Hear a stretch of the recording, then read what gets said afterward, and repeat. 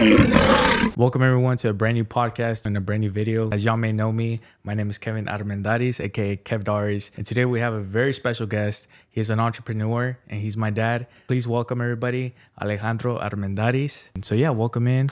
Please tell the people what you're about. What do you do for a living? Yeah, well, I think we would like to start from there. I'm working right now for a company, of course, that I own, and I started this 13 years ago actually, and I also own another business as well. So it was one of my dreams to have a business when I came from Mexico. So I have to, of course, work hard and go through all the process before I can become an owner of a company. So speaking about Mexico, you were raised there. Yes, I was raised in Monterrey, Mexico. And I came to the United States after I was 23 years old. 23 years. That's when I came from. Okay. And talk to me about your parents. How was that experience like knowing that you're coming to the United States? Well, we grew up in Monterrey, Mexico, and I always wanted to come to live in the United States and stay here and have a life in the United States because there's more opportunities in this country.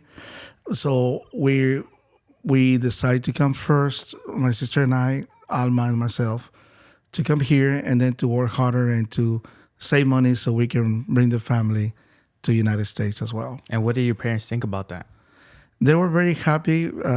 They were happy in Mexico as well. And after my dad worked for a company for 25 years, he wanted to come to live in the United States and start a new life here. And what did both of your parents worked on? Now that we're speaking about your parents. Well, my mom used to help my dad all the time. Of course, my dad used to work for a company that they used to do everything related to glass. And it was such a nice company, a big company, that they were providing great services for the employees. Like we have a private clinic. We also have private schools as well as a club. So we can go to play soccer, or they even have a swimming pool and a theater. And that company also was providing housing for the employees. So we had the opportunity, and we were blessed to have a new home as well in Mexico. My mom used to support my dad all the time she used to make tacos and flautas and sell whatever she can to support the whole family because we were a large family. So, and my mom used to make also arrangements for when people die. It was kind of interesting because she used to do it in the house and she used to put it in the walls. And so when you used to go to sleep, you have a cross and you feel like you're ready to pass away, I guess you could say. Like a joke, yeah. You're ready to pass away. You have your flowers and everything. My mom had a lot of talent, so she was always very supportive and support my dad all the time for everything that, they were doing as a couple, of course, So you can say that you were supported as a kid, I guess, growing up, right? Yes. Okay. And fully as in college education as well? Yes. Okay. Of course. And I do want to ask, is your family close today? Can you say your family is really tight, or are they separate? Because a lot of people, whenever they come to the United States, or maybe they do other things, like they do get separate, right? Or they have their own paths. They all have their own family. How do you see yourself with your family? Are we close enough, or is it like apart? No, we always grew up with a family that we were very close, even with my grandmother and all my aunts and uncles and everybody there. So we're a very close family. We always support each other, and we have been always, very close to each other. And speaking about that, I do want to know, who is your biggest role model, or role models with the S at the end? I think it's my mom and my dad, and because I saw what they did for us, and they really, really worked so hard and give us a lot of love. And a lot of their time, it was basically for the whole family. So they are the ones that I think I am who I am thanks to my mom and my dad. Wow. And thanks to God as well, of course. Okay, that's great. That's a great answer. I feel like we can both relate to that, since I feel like you're the biggest role model for me. So I really appreciate that. Both of my parents are. So I feel like we both have that honor, or that instinctive mindset where we were loved and we were cared about, and we grew up to be the people we are today. Yes. So speaking about that, we talked about God, right? What is your religion, if you don't mind me asking? I grew up being Catholic, and I'm a Catholic person that I practice Catholic. And was your whole family Catholic, or was there a certain religion they were into, or Most of my family, they're Catholic. We have a few members that are Christian Pentecostal, but mostly everybody. I think we're gonna move to the entrepreneur side of you, right? One question I do want to ask is, how did you get into your profession? Like, what made that calling for you to say, I want to be an entrepreneur or I want to be a businessman? Well, I guess since I was a child, I used to, sell newspapers in the streets and sell paletas, sell, even sing in the bars, to make money. And of course, I always like to have money so I can, help people as well. So I always wanted to be able to find a way that I can study hard and work hard so I can own one business one day. So that's how I started. Since I was a child, I always wanted to be sure that I was going to follow what I really wanted to be. Wow, so you were a salesman at a young age then. I think I was. To be selling all those things. And that's really interesting because a lot of people don't even start doing that till like they're out of high school, right? And this modern day era of the United States, right? Because it's different cultures. Keep in mind, My grandma used to sell Mexican lottery. No, here, like when you buy tickets for the Mega Millions. Okay. So we used to sell those my grandma used to have that business, my grandfather. So I used to help them to sell those when it was a day of the raffle, of the days. That was something that I used to do when I was a little boy as well. Wow. And that's pretty interesting. And coming from you, since you were a salesman, what was your worst job? I think my worst job, it was here in Houston, Texas, when I used to work for a company that they do a lot of pipes, lines and all that. So I have to be working 12 hours a day and standing in a place, and you couldn't use the restroom. You have to wait until it was time to go, the break time, because everybody was working, doing the same thing in a big line. So you have to stay there for 12 hours working every single day for a year and a half. And you couldn't ask for a day off unless you were sick. So it was not fun, the job, but I was blessed because I was saving money to bring my family from Mexico with my sister. So it was a way for us to generate money and to save money. So whenever the family were ready to come to the United States, they have a place to live. And that's how I did it, with a lot of compassion and love and respect, even though it wasn't my favorite job. But I was blessed to have that kind of job. That sounds like a difficult job, like just standing there and not being able to even ask to the restroom. A lot of jobs now, they can't do that, or they even have certain rules, right? Like lunch break and all that. I feel like back then, and how much would you win back then? How much was the minimum wage? Well, my first job when I came from Mexico, I was cleaning offices, and it was $4.25. That is crazy. That was a lot of years ago. You don't hear $4.50. And I think in that job I was making $5.25, a little bit more. Yeah. Something like that. What was your best job? Is it the one you have currently right now? No, I think, well, it is because I'm an owner, right? But I think my best job, it was when I used to work for Catholic Charities, because Catholic Charities, they have a mission and a statement in helping people in need to achieve self-sufficiency. That was their goal. So that was very regretted. So I had the opportunity to work such a great organization, Associated Catholic Charities, and I had the opportunity to help refugees and welcome immigrants, mainly refugee resettlement. I used to work for the refugee resettlement program, in which my job was to find resources for them, financial resources, volunteers, and in-kind donations, and volunteers. That was the main job. And that was a job that I feel like it was one of my best jobs that I had. I also own a company and own other business, but it's different. It's a different, because it's your company, you own it, and it's your responsibility 100% to bring what you need. That job, it was a nonprofit, and it was to share your love and compassion to others and working. And I feel like you did learn a whole bunch of, I guess what you wanted to say was the experience, right? Maybe the experience of helping people out. As a Catholic, did you ever, I bet you felt really happy doing those things, volunteering and helping people out and the refugees as well. Did that change your mindset of this world?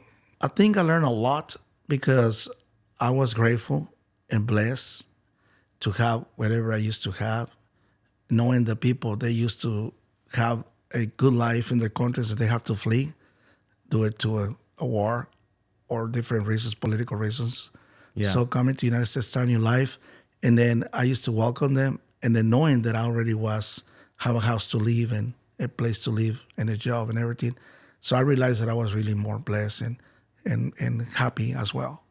And do you ever feel like, what if I just started this sooner rather than later? Like a business, open up, let's say a business, you open up a business. Do you ever wonder, like, what if I started this sooner? Or is there not a doubt in your mind about? No, I don't think so. I think I have to go through the whole idea of learning, different kind of jobs and get experience. And at the same time, I couldn't speak English when I came from Mexico, so I have to learn English and I have to go through the process of working and getting more experience so I can be who I am right now. Was there ever like a pet peeve of yours coming over here? Was there something that really bothered you when coming over here to the United States? Yes, I didn't like the discrimination part of it, that people look at you different the way that you dress, or if you don't speak English or you have an accent. Some people used to make fun of me, which I didn't get mad because I knew that I have to learn English and I still have an accent, which I'm proud of my accent because that's the better that I can do. It's just the way that I speak. That's who I am. Mm-hmm. And it's a part of you, right? It's a part of me. I feel like not a lot of people can say they can speak both languages, and that's a privilege you should take that you're proud of, right? Be proud of the fact that you can speak both languages. And still, even if you have an accent or not, I feel like a lot of people will understand you. And majority of the time, the people that try to drag you down or, all that is just people that, I don't know, they don't even speak two languages. And speaking about discrimination, I feel like there's a lot in the United States. You talked about helping refugees, right? Did that experience from you coming over here help you out to help them out? I think so because I was an immigrant, coming to the United States and learning. Yeah. So I was feeling happy in the ways that I can help them out better and understand them much better about their needs and about how they were their feelings. Mm-hmm. So I'm like, okay, I understand you because I know what does that mean, how you feel sometimes that you don't feel great because you don't speak English or you don't feel welcoming because of that reason as well. So I think that really helped me a lot too.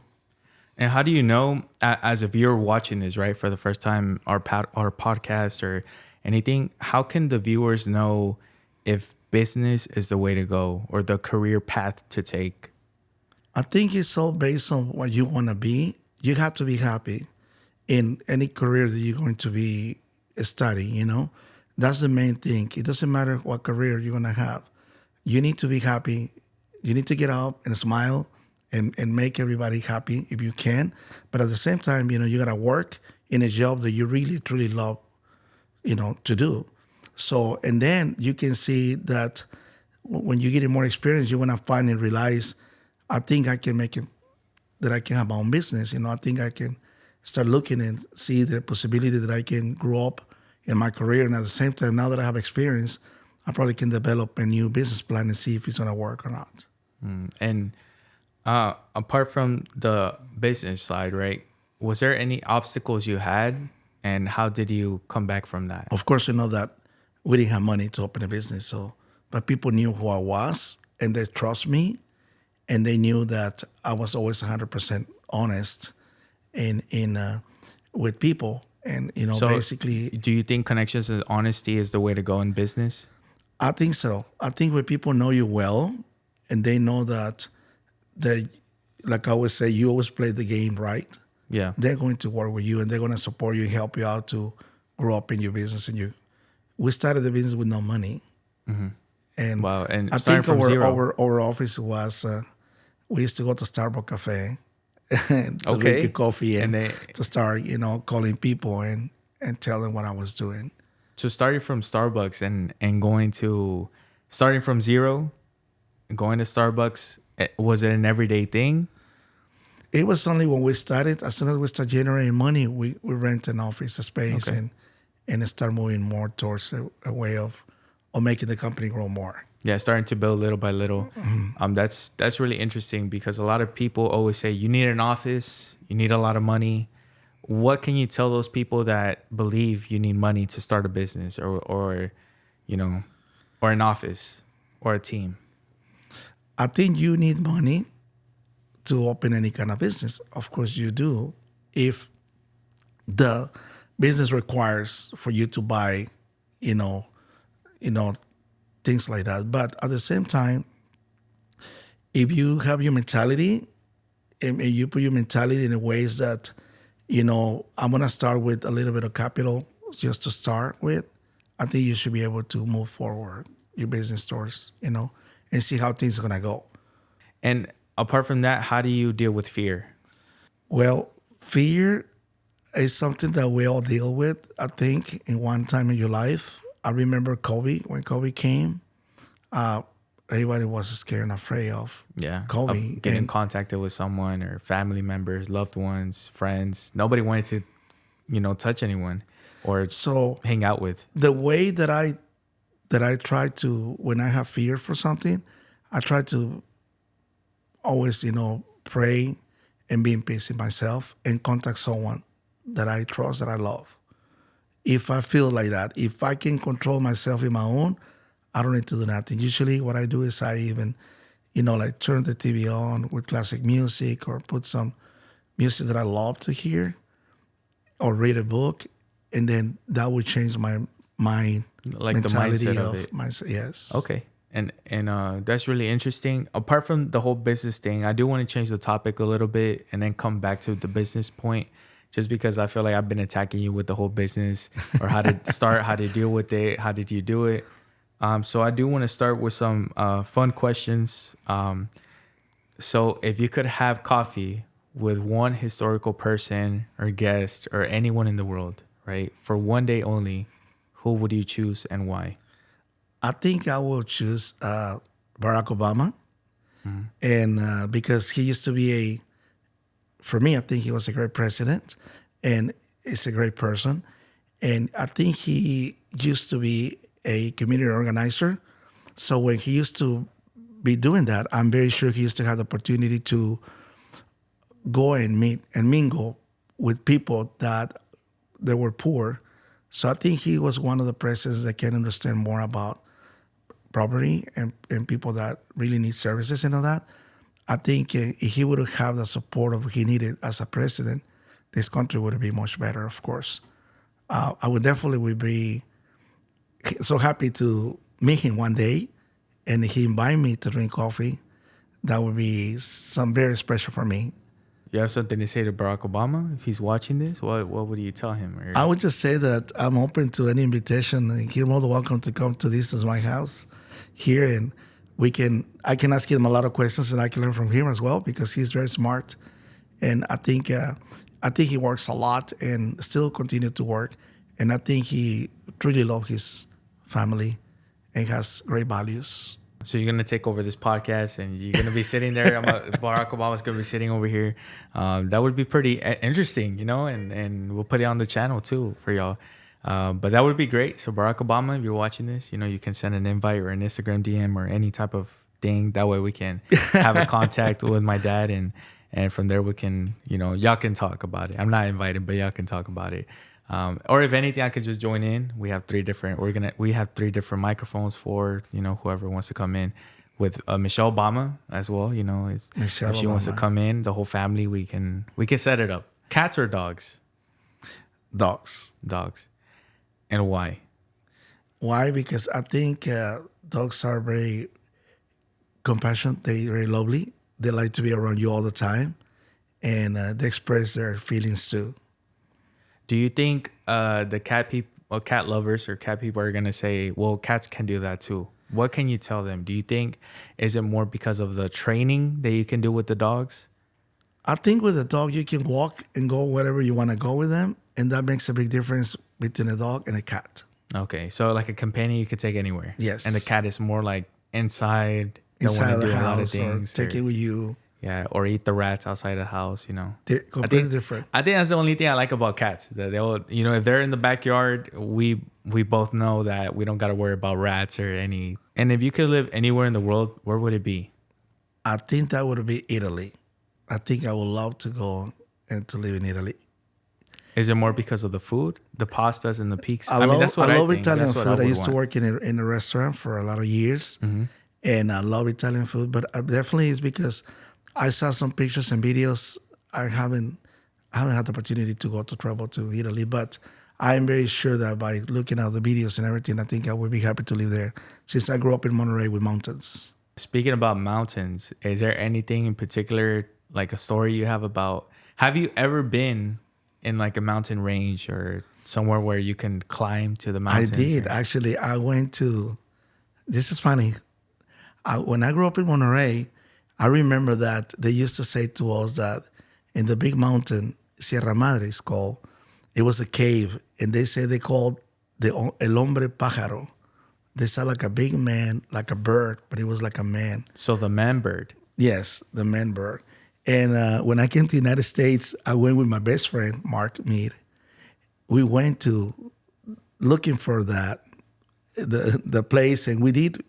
I think it took us several hours to go up, and we found the cave, and we took pictures and everything, but we didn't see that. The man bird. The man bird. The man bat or But man we had a bird. wonderful experience going to the mountains and all that. Of course, at that time we were young, and I bet it was hard. I mean, to climb all the way up and then It was did a y'all little bit. take like a shortcut trip, or was it like you have to do it we the have old-fashioned one way? of the person that works in the park. We pay him for him to guide us because we didn't know where it was, and it took us several hours to go all the way up, and then of course we came back after that. But we had a beautiful experience at that time. Apart from the mountain climbing and everything with Mark, was there any favorite trip you ever taken?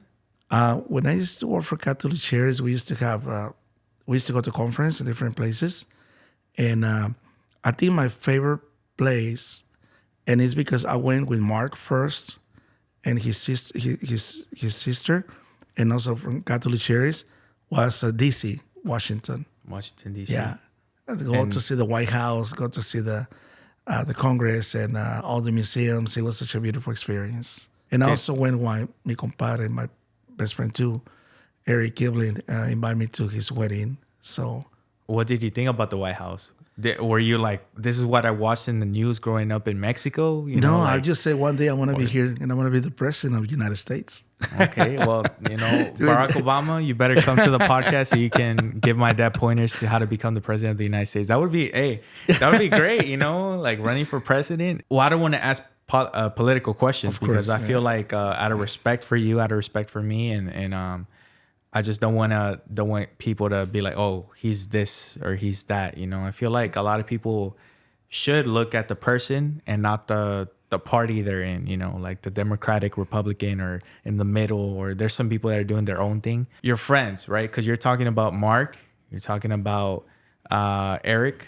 So is there any other friends that you want to, talk about? I have a lot of friends. Most of my friends are a group of from the church that I went to a retreat for almost, I would say, 30 years now. And they're still my friends. So those are the people that are very close to me, that we always get together, that we always have parties together. We share our blessings together as well. But at the same time, we always try to take care of each other in different ways. How do you see the future? I think it's kind of scary right now because of the situation that is happening right now. But I think if people change their mentality and believe more in more being in peace, and believe more in love and sharing blessings and all that, we all can make a difference. But the way that it is right now, a lot of people they hate each other. It's really not good. So we need to somehow start respecting more people and start treating everybody with dignity and respect. So that way we can make a difference in this world. What is your favorite color? I know it's like a curveball. Like, we're talking about Democrat, Republican. My favorite color is blue. Blue. because the sky is blue and because always I love blue color. If you had to write a book tomorrow, what would be the title of the book and what would the book be about? Title would be The Art of Living Well, which probably someone already have it or not. I'm not sure. But I think I would do something that would be a true story, that I would bring all my experiences of, my whole life. And then I will definitely talk about, try to live, more in peace and with everyone, with your friends, with your neighbors, with your coworkers, and respect them and treat them with dignity and respect. And if someone is sick, if your neighbor is sick, you can be with them as well and try to help them in different ways. And so learn a lot of stuff that people, they don't do it because they don't like to be close to neighbors, or because people, they don't teach them those values. So they grow up in different environment maybe. So I would write a book to speak about, different ways to engage the community and your neighbors and your relatives. Yeah, that's interesting, and I feel like a lot of people will read the book just to see what point of view you have, and also, again, I feel like a lot of people do like to listen and learn from someone that's based on entrepreneur, that is a businessman, that was an immigrant at one point where he had to come to United States and help his family out. I feel like a lot of people maybe are in your footsteps right now. What advice can you tell those people that are barely coming to the United States, and those people that, feel like they're stuck in life? I used to be a waiter for a lot of years. I would say probably 14 years. I used to be a waiter in different restaurants and all that. And I remember I used to be like a little bit like, oh my God, when is the time? But I think when you have your mindset and say, I'm going to follow now different directions, and that's how you have to go through. So in order for you to be or to find something different, you have to get together with other people as well. And people that they are either working in the field that you want to be, or be close to other people that they're going to give you more advice as well. In this country, they have a lot of help. A lot of people can help you. You can get help in different organizations, nonprofits as well, even though for businesses as well. You can take free classes and everything to learn more about it. So my advice would be is, if you're not happy where you are, you got to move on and find something that make you happy. Because life is about to try to live your life well, to be happy as much as you can. I really hope that helps someone that's listening to this right now, because a lot of people do feel stuck sometimes and don't know where to put their money and everything. Speaking about business, since we're back at it, how do you deal with competition in business? You see, for me, it's not like I don't believe in competition, but I think if you're honest with your customers and you're honest with the people, and you have professional staff that take care of your business, and you have the tools that you need to provide great services, not good services, but great services, I think you shouldn't be worried about any competition. No one. People can do whatever they want to, but customers are going to look at you and saying, this is what I feel more comfortable to buy or to sell or to do whatever with your business. What underrated tools would you recommend someone that's starting off? I think so people, they have a different vision of business. So for me, I am more like visual. Like I have to see. A visual learner. Yes, I have to put a board and write everything where I want to be, my deadlines, if I have deadlines, or in terms of the business, you have to look up everything related to what you're gonna do.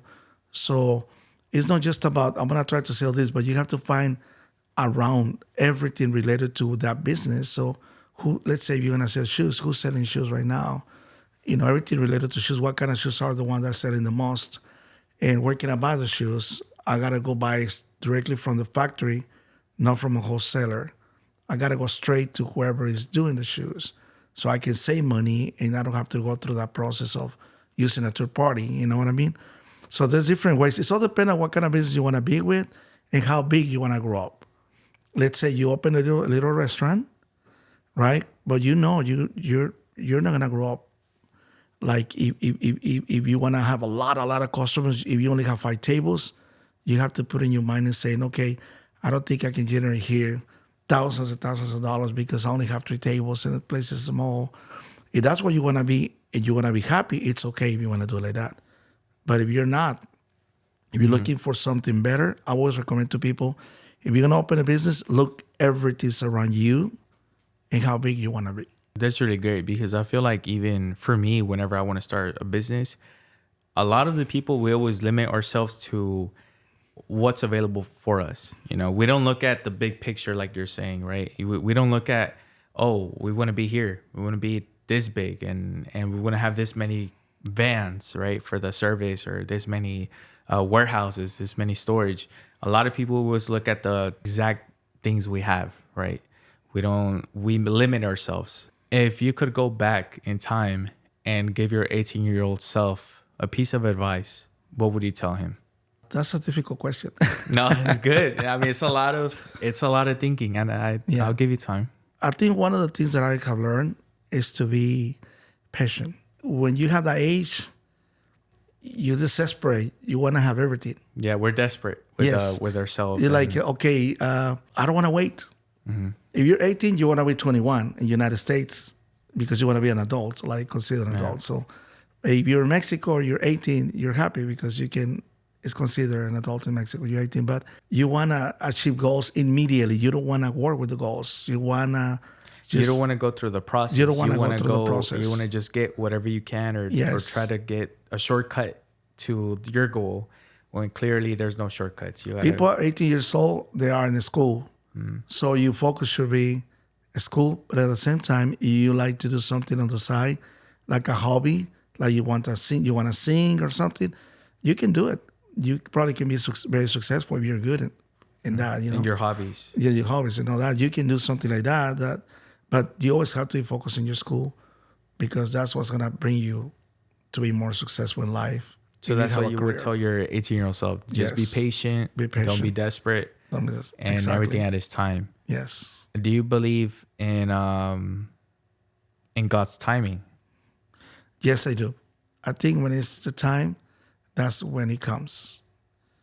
So you have to be patient. So whenever it's the time for you to either open a business or even though to buy a house, that's the perfect time. God's timing is the perfect time. I feel like a lot of people that don't believe in religion, maybe it's harder for them to capture that, right? Whereas God's timing, because they don't believe in a God, so it's hard for them to balance life. And I feel like that's what a lot of people that don't do that maybe find life a little bit more hard, right? Or like, why did this happen? And I feel like when you have faith, you'll be able to understand why that happened. I do want to touch the topic about what we had a conversation about yesterday was that I think you went to a circus and you performed for people. And it wasn't like a circus-based performance, but it was like a contest. You weren't part of the circus. I want to make that clear. He wasn't a clown. He wasn't, dancing and juggling and doing all that, or dancing with the tigers and the lions. No, it was a performance. It was a contest. So can you talk to us about that story? Well, when I was a child, I think I was in 5th grade, I would say. I used to dance like John Travolta, and in those years in Mexico. And I remember my mom. I have to compete, and I have to have a black pants and black shirt. And my mom had to put color in my blue jeans because I didn't have a black pants. So okay. And then I was competing and I won. And then it was a circus. It was the last day of the circus to stay in the neighborhood. And they went through the streets and say, if you want to come, if you know how to sing, if you know how to dance, if you know how to do something, come on. We're going to give you 50 pesos, which is probably $2 now. But back then, was it a lot? No, a lot. It was something. Enough. Yes, and we're also going to give you an electrical sound machine. Oh, wow. And I was like, it was going to be close to Mother's Day. Sewing machine. Sewing okay, machine, I'm sorry. Like clothing sewing machine. Yes. I went to compete and I told my dad, give me 50 pesos and I'm going to win. I'm sure I want to bring that to my mom as a special for Mother's Day. So I was practicing and everything. And of course, in the neighborhood, they knew me who I was. I was a little popular. So So when I went to the contest and I danced inside the circus, I won the first place. And they gave me the 50 pesos. Wow. But instead of the machine that they say it was going to be, they brought like a little piece of wood and a white something to cover that part, supposed to be the electrical machine. And it wasn't that. It was something to cook beans. Oh, So no, they say in like Spanish, una máquina de cocer frijoles. And that's what when I was very upset, but I brought that to my mom. that was like a joke for them. It was a joke. Wow. Yeah. So- and coming from a circus, it makes sense, you know. Yeah, It's- but everybody was laughing at me and making fun of me. But at the same time, I didn't care because, I still brought that to my mom. yeah, for Mother's Day. And, Yeah. what was her reaction? Was she like? Did she knew like that was gonna She be a knew joke? because or- the neighbors went and they told it. My brothers went and my sisters and they told them what happens. And, But it was okay. I feel like weird, upset a little bit but at the same time, I was happy that I won for. And apart from the dancing, and you're saying that you were popular, right, in Mexico, Monterrey, do you? I feel like Americans saying Monterrey and in Monterrey. I remember you talked to me about that you were dancing, and you were mimicking Menudo, el grupo Menudo, which is like a Puerto Rican group. I'm Yeah. guessing of kids. It's like a boy. Yes. It's like a boy band before One Direction and before the whole like boy bands, K-pop and BTS and all that. That was way beforehand in Puerto Rico. I'm guessing it was popular in Mexico. Yes. So talk to me about that experience. Well, we started dancing and people used to make fun of us. And then when a lot of girls they were following us, people started also having groups as well. So we won a contest. And then we also were on TV dancing like the Grupo Menudo, Okay. And then we also went to Torreon, Coahuila, and we were on TV as well. And we were kind of famous a little bit because we were good in what we used to do. So it was such a beautiful experience. And so we had a lot of fun when I was growing up. And how old were you around there? I think I was 14 years old, something like that. Since we're talking about the poverty thing, right? I remember you told me something happened while you were on TV. Well, what was that? It was funny because if you don't mind me asking that. that's okay. They were in a review, the group, and my brother was sitting like in your side. And then I was just basically like this, sitting. And my brother starts telling me like, hey, like something to me. Like this. And No, he was just saying something to me. And I'm like, they're asking me questions about, the group and everything. And I don't know what you want. Well, he was telling me to be careful because in my shoes, I have a big hole. and they couldn't see because of the cameras. Yeah. But I didn't know. But we didn't have money. Like that. Yeah, like living in poverty, right? Yeah, so, but we were famous at the same time. And it was very interesting how, we were on TV and my brother was telling me, put your shoes down. Put your shoes down, and because you had a hole in You have your a hole in shoe. the Can you shoes. imagine, like, I'm doing my first ever podcast. We and were I on have TV. A hole right there that you could see. That's really interesting to know. I don't want to put you under the bus, but I wanted that story to be in the podcast if you didn't mind. Yeah. Asking. Obviously, I feel like you talked about your brothers, right? How many siblings? Well, we actually are 8. 8 siblings in total. Yes. Wow. And living in poverty, maybe not to the point where you're poor, but to the point where it's maybe hard, right, for your parents. For Yes, both because we parents were and not like poor like that, but we were considered middle class. Your dad, he was also doing what was it again? The glass. Yeah, he used to work for a big company that they used to do all kind of glass. Okay. And apart from that, did he do something else? Yeah, my dad used to raise money. Well, used to make money in a race. Used to make money. He used to sing in the Mexican cantinas to bring money to the family. So he used to go like almost every day or every other day and to different places. He had a beautiful, beautiful voice, strong voice. He used to play the bajo. Yeah, bajo quinto, or it's a guitar that people that don't know in English is I think it's double stringed guitar. When he get off for work, he used to come to the family, and then he used to go back to work to make money so he can help us, help the whole family. Any interesting stories about your parents, like your dad or your mom?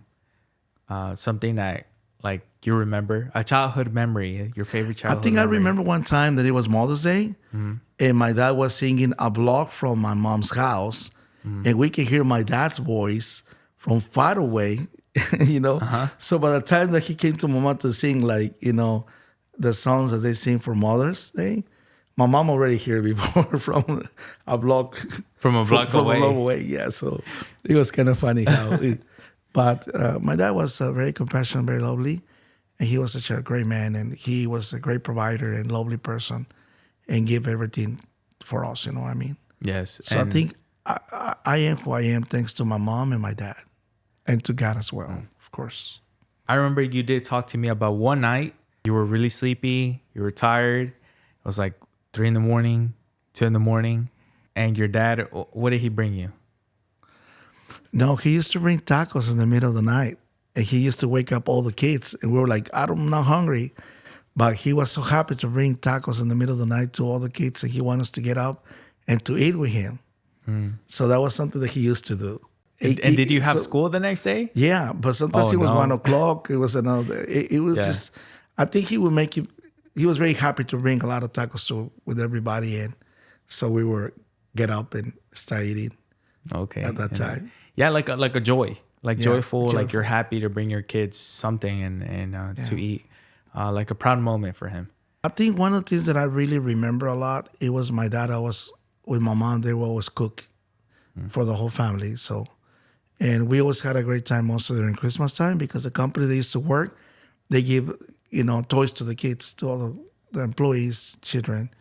So I remember that time we used to go together and to his job, and they have a big, huge event in which they bring like artists for kids so they can sing for Christmas. And then we were waiting for for all the gifts, and every gift have your name on it. So you will go and pick up. They give it to my dad, you know, all these gifts, and then, you know, we were happy to have the For every Christmas gift at that child. time. And Yeah. okay. Wow, that's really interesting. What's one question you wish I asked you, and how you would have responded to it?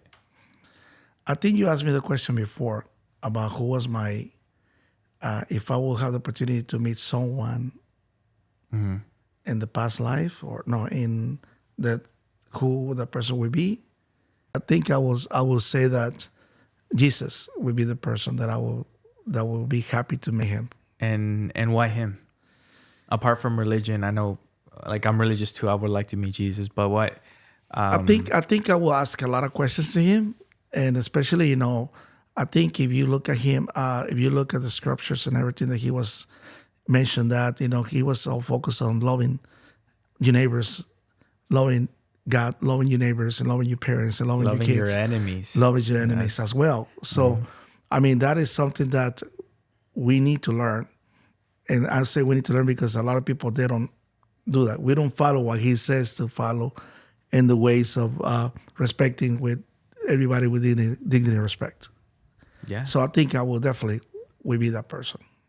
Do you think I would definitely like that too, and ask him about the parables, right? You know, like I know he clarified it. I think for Peter was always the one asking, and you know, I feel like I'm Peter. Sometimes a lot of people will relate to that because, you know, you don't understand the parable, or you understand a certain way, but you'll understand it your own way, right? You know, sometimes you're going through a tough time or something, and I feel like a lot of the times the parables comes to you in different ways. For me, I always learn something new. So if you could be remembered by something, or one thing, or multiple things, what would it be and why?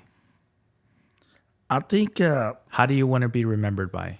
I want people to remember me as a person that loved to share my blessings. That I think if I can do something for someone, usually I always do it. It's not that I don't want to say no, or I cannot say no. It's because I feel like it's a call for me to help people in need, or to help someone that needs me.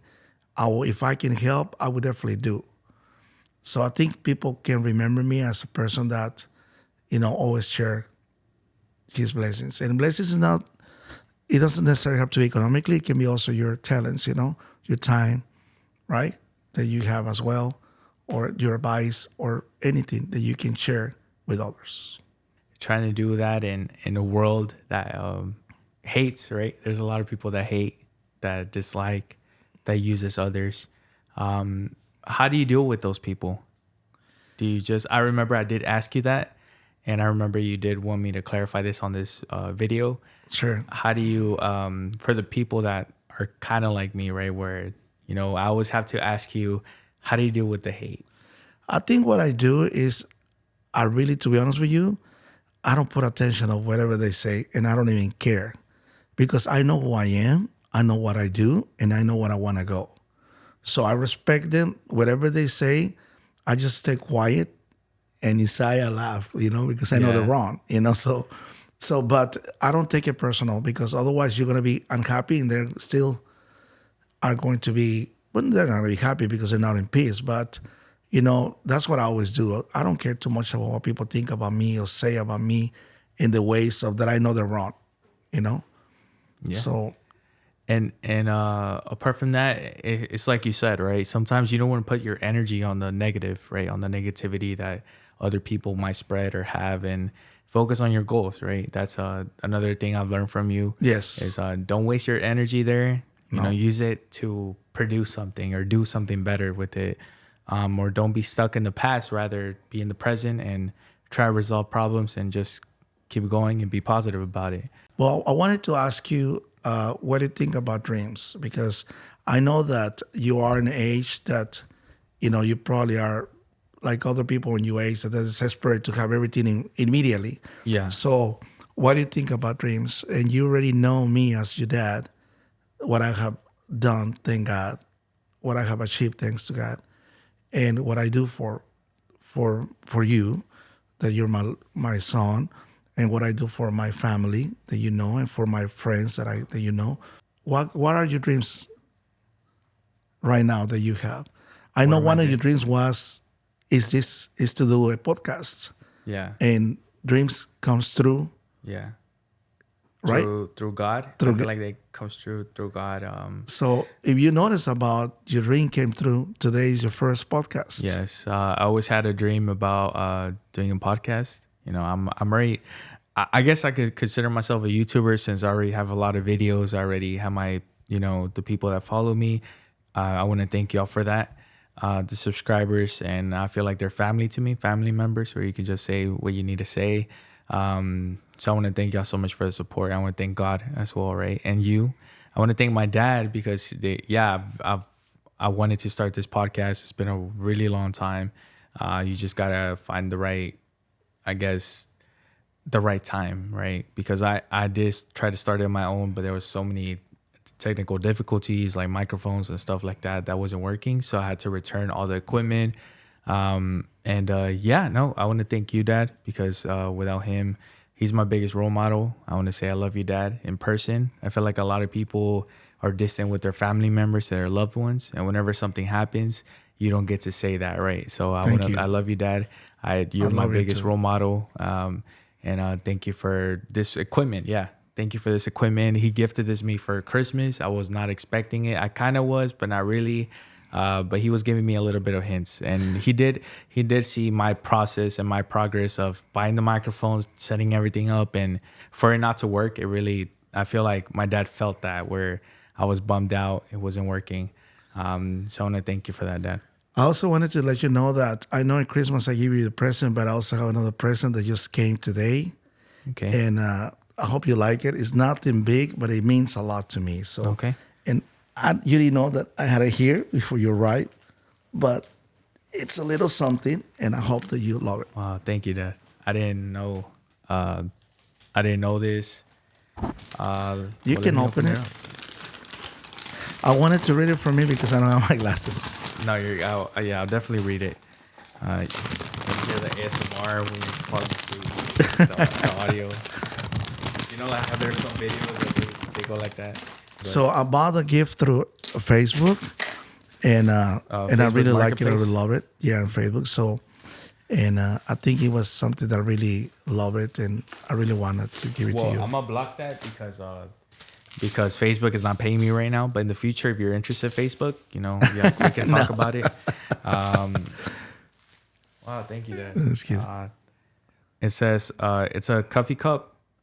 And it says it's from the movie The Lion King. It's not from the words. I'm not It's a They're Lion King. not, but the picture is from the Lion King. So it says, to my son, never forget that I love you. I hope you believe in yourself as much as I believe in you. When life tries to knock you down, the old lion will always have your back. I can't promise to be here for the rest of your life, but I can promise to love you for the rest of mine. Love, Dad. Thank you, Dad. I appreciate it. And before I do give you a hug, right, and I don't want to cry here, but I do want to say that Lion King is one of my favorite movies of all time. I feel like you learn a lot of things when you're an adult and when you're a kid. When you're a kid, you don't really think of it much, but when you're an adult, you're like, wow, this is surprising. This happened and this happened. So thank you, Dad, and I love you. I love you too, and I wanted to wish you good luck. So I guess this is the end of the episode. I wasn't expecting the gift. I do want to thank Miguel and for the audio and the cameras. I do want to thank his wife. I do want to thank you, Dad, for everything as well. I want to thank y'all so much for everything. I want to thank my dad for being my first guest. Dreams, to answer you, dreams do come true. I always wanted to do this. I wanted my dad to be my first guest just because I've always had that dream. We want something and we achieve it. So I feel like I've had that and I accomplished it right now. You know, even if at the end of the day, this doesn't get as many views or it does, I feel like, you know, I've accomplished one of my dreams. So yeah, and I want to thank you guys as well for watching this video. You know, this is the beginning of a new project. Also going to be bringing vlogs and podcasts, and hopefully I'll stay tuned for that. And thank you so much again. Remember, guys, to leave a like, subscribe, comment down below, share the video and all the cool stuff with your friends and family. Shout out to the new viewers and the new people that are watching. And y'all hit that bell button so you can be part of that notification squad. That way you don't miss anything from this channel. And I just want to say thank you again. I appreciate it. I love y'all.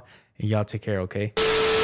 See, all I want you to do is be my love. So don't give away my love. So don't give away my love. So don't give away. Ain't another woman that can take your spot, my love.